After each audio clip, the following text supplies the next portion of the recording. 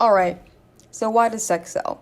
A lot of the people I've asked say because it's natural to be attracted to things that involve sex. But if sex is meant to be natural, why is it that women get sexualized more than men? Women have been sexualized for hundreds of years. How do I know? Well, let's have a quick art lesson. Can you name a painting that depicts a man laying down on a bed completely naked while looking lustfully at the viewer? I can name 3 paintings of women that look like that.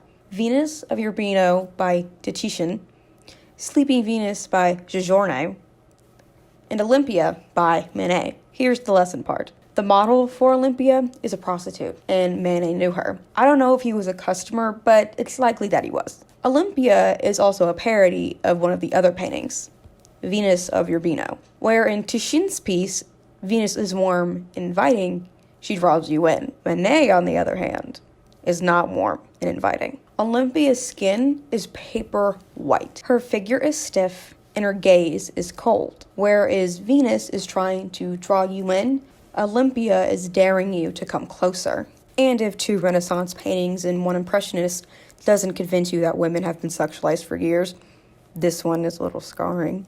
When Marilyn Monroe died in 1962, her body was taken out of the morgue and then multiple men had sex with her corpse and then returned her. Because even in death, women aren't safe. Now that we're all on the same page, let's talk about objectification. From the article, What Drives Female Objectification, an investigation of appearance-based interpersonal perceptions and the objectification of women.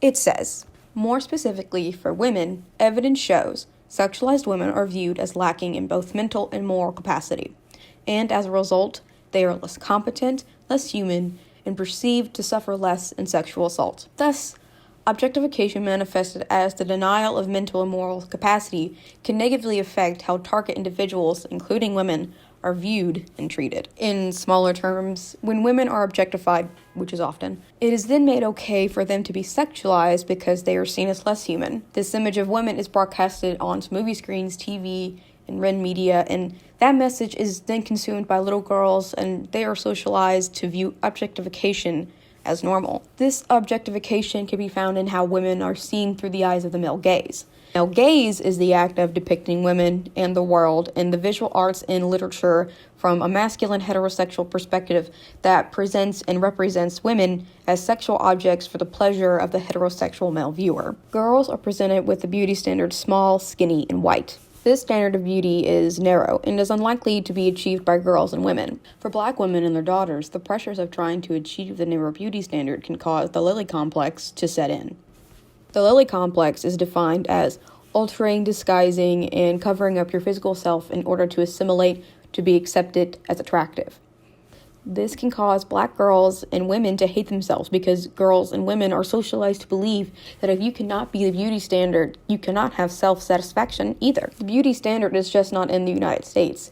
It's all over the world. Before 1995, the country Fiji had a very different ideal body than what the Western world portrays. In Fiji, it was a compliment to have gained weight because the beauty standard there was to look like your mothers and your aunties. Then, in 1995, the television was introduced to the country, and girls began to develop eating disorders in hopes of trying to appeal to the Western beauty standard that is displayed on TV. By the way, the United States is good at using small countries as a way to spread their way of thinking. There is no country on this planet that is more egotistical than the good old United States of America. When it comes to how women view themselves, it is usually on the negative side. Women and girls are socialized to accept that to be happy, they must look a certain way, that way being skinny and white. Women and girls not only have the weight of achieving an unlikely beauty standard, but women and girls are more likely to be criticized for their bodies more than men. Women and girls are also likely to experience discrimination when they are overweight. This also affects women's relationships.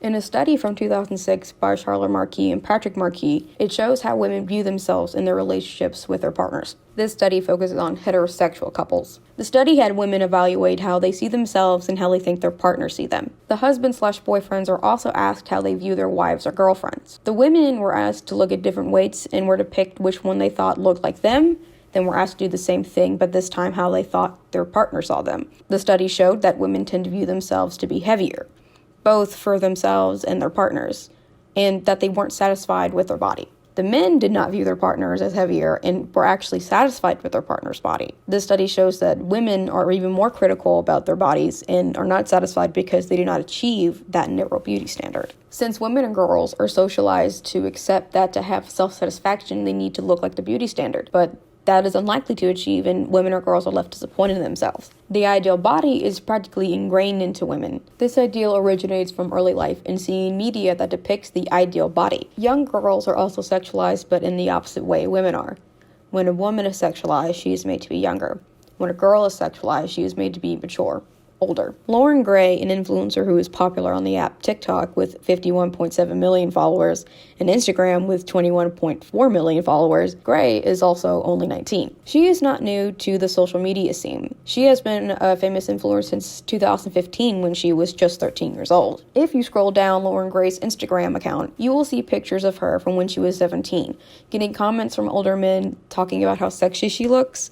One person even commented, "How old is she? So hot." Even in a picture where Gray is not in a bathing suit, there are still comments about her appearance from older men. It is no surprise that the hypersexualization of women in the media has impacted younger girls. Girls are given the beauty standard of being skinny, small, and white, and when a child cannot meet this said standard, it affects them mentally and physically. More than ever, girls are suffering from eating disorders to try and fit that beauty standard of being skinny. Girls suffering from eating disorders in order to fit in is not news. The previous Fiji study proves this. In the early 2000s, the beauty standard was a flat stomach to show off the midriff and to be blonde with a fake tan. This ideal was paraded around on television by stars like Britney Spears and Paris Hilton, who were actually friends and partied together. Girls of all ages will try to fit themselves into this narrow beauty standard, but it's not just the women and girls who consume the media, but also the ones who make it too.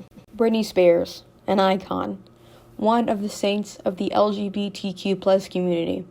Saint Spears is next to Saint Gaga, Saint Ross, Saint Cher, Saint Grande, Saint Swift, the Madonna, and the Holy Trinity. Britney Spears has been in the entertainment industry for much longer than we think. Britney has been performing for people since she was a kid. She started going to auditions when she was 8. She appeared on the TV talent show Star Search.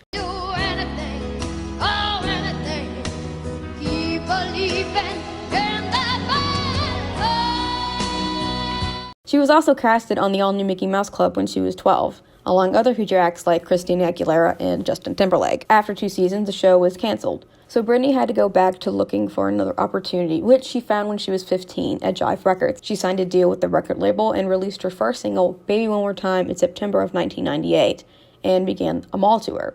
The mall tour proved to be successful as Britney began to grow and would continue to have a huge fan base. The music video portrayed Britney as a Catholic schoolgirl with her shirt tied to show off her midriff, her skirt short, and her hair in braided pigtails.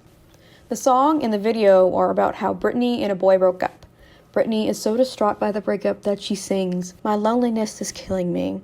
When I'm not with you, I lose my mind. Give me a sign." In January of 99, Britney released her debut album, Baby One More Time, with songs like Sometimes, Born to Make You Happy, and From the Bottom of My Broken Heart. The album and its lead single by the same name charted at number 1 on the Billboard charts. In April of 99, Britney was on the cover of Rolling Stone. The photos were taken by Dave LaChapelle, discovered by Andy Warhol. Britney is depicted laying down in a bra and sleep shorts, cuddling a purple Teletubby while she is on the phone. In another photo, she is standing in front of a dresser in her childhood bedroom, surrounded by dolls and stuffed animals.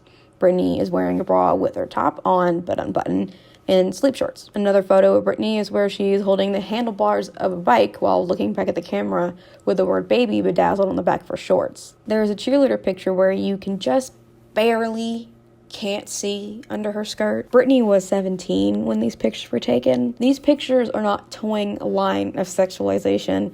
This is sexualization.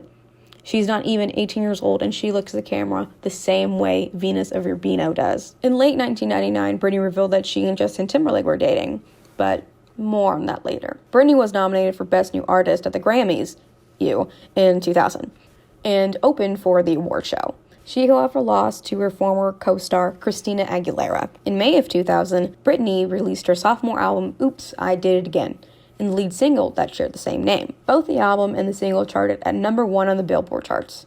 And in 2001, she released her third album, Britney, and its lead single, I'm a Slave for You. Both again charted at number 1 on the Billboard charts. In 2002, Justin and Britney broke up. It was said to be a mutual breakup, but then Justin released his huge hit, Cry For Me River, where the music video depicted a Britney lookalike as a cheater. Justin would act two different ways in interviews. On TV, he was the shy mama's boy, and in radio interviews, he acted different. In a radio interview after Justin and Britney split, Justin was asked if he had Britney Spears and said, "Yeah, I did it," while Britney is being asked in full press conferences if she's a virgin. In 2003, Britney released her fourth album, In the Zone, with the lead single, Me Against the Music. Both the album and the single charted at #1 on the Billboard charts. This album may be more known for another one of the singles released, Toxic. In 2004, Britney began dating and soon married Kevin Federline. He's not a football player like his name sounds, but is an artist and a dancer. The two got married in Vegas and soon had their first son, Sean, in 2005. This is around the time that her fame had reached its peak. Britney would have 30 cars parked outside of her house that were just paparazzi. Everywhere she went, there was a mom behind her. Britney pictures were worth thousands. Not too long after having Sean, Britney is seen with him one day in Los Angeles, and she was mobbed by the paparazzi. Sean is about 7 to 8 months old here, and Britney had also just found out she was pregnant again, this time with her second son. Britney tried to seek haven at a business from the paparazzi, and she was laughed at. There is a sequence of photos of her where she's inside the restaurant crying. After having her second son, Jaden, she filed for divorce in 2007. 2007 is a wild year for Britney. She filed for divorce, she began fighting for custody of her children, she was in and out of mental hospitals, and she was also recording her fifth album, Blackout. Yes, it charted at #1 too. Quick tangent.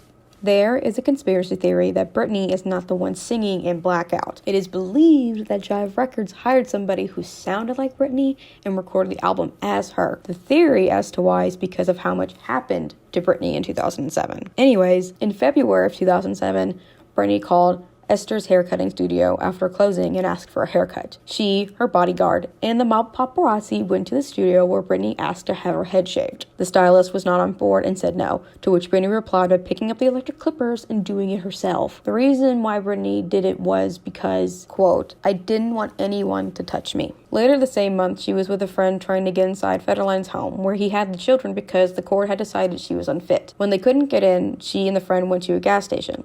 The friend went inside, and Britney stayed in the car when two paparazzi who followed them came out. As the friend was coming out, they were beginning to film and take pictures of her, and they were also telling her how worried they were for her. Yeah, right. The friend told the paparazzi to go away, and they said they would go after they got their pictures, but Britney thought otherwise. Britney got out of the car, armed with an umbrella, and charged at the two paparazzis. She told them to go themselves and broke their SUV window, as she should. She was then placed under a conservatorship by her father, James Spears. And I want to say something. A lot of people, a lot of fans, look at James as a villain. James is not a villain. He's her father. The villain here in this situation is the media. It's the hypersexualization of women in the media and the effects it has on women. If Britney were viewed as a person and not as an object, half of what happened could have been stopped. We, as the media, the ones who consume it, believed that Britney was something to look at and nothing else. We had given her two different expectations: be a good mom and wife who was attractive, or be the party girl that everybody wants to be friends with. When she reached one, she was criticized for not reaching the other. What happened to Britney is not specific to those in the spotlight, but every woman. It can be to the same extent as Britney, less or even more than her. I know what Britney meant when she said she didn't want anyone to touch her, and I'm positive that other women also know what she means too.